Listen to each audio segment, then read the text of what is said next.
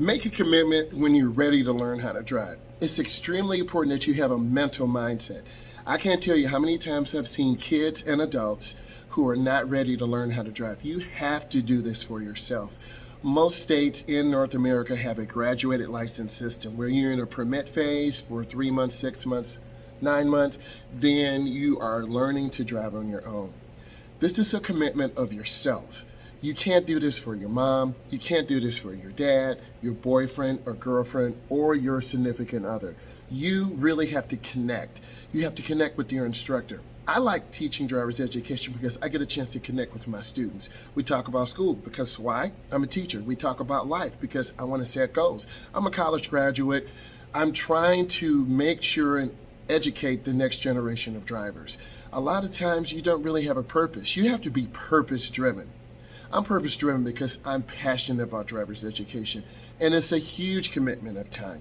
It's 6 weeks of time of driving, of connecting. Also, on the other side, you're dealing with problems with the network, problems with the system.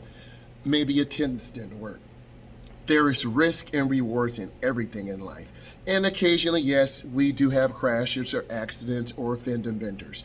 You as a beginning driver need to be listening to what I'm saying, need to understand that mindset. What is that first drive like? We're gonna come, I'm gonna say hi to mom and dad, I'm gonna ask them what they do, and then we're gonna get into the car. I'm gonna show you how to adjust that seat. I'm gonna show you how to adjust your mirrors. You wanna have a slight bend in your arms, slight bend in your legs. Get that seat right. You need to have thin sole shoes on so you can feel that gas and brake. No thicker shoes, no Timberlands, no older Nikes. You'll slam that brake, and we don't want you to slam the brake. Once you get comfortable, I'm going to give you directions. I'd like you to start the car up. I'd like you to put your foot on the brake, put it in drive. We'll start by doing maneuvers in the parking lot.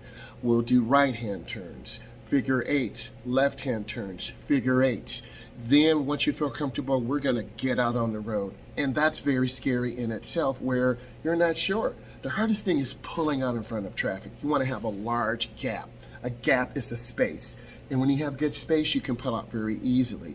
Next, don't stare down at the speedometer. Look ahead, aim high. A lot of beginning drivers drift to the right or drift to the left. It's normal. As time goes on, you will feel more comfortable. Next, you're going to be really gripping that steering wheel like it's your life. Relax, okay? That's really important. And get comfortable. We try to build good habits of not running yellow lights. If you get comfortable running yellow lights, we're going to get broadsided. I don't want that to happen.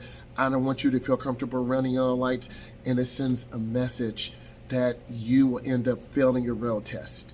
So I'm giving you a perspective. I'm here to help you. Subscribe to my channel. Thumbs up. Bye.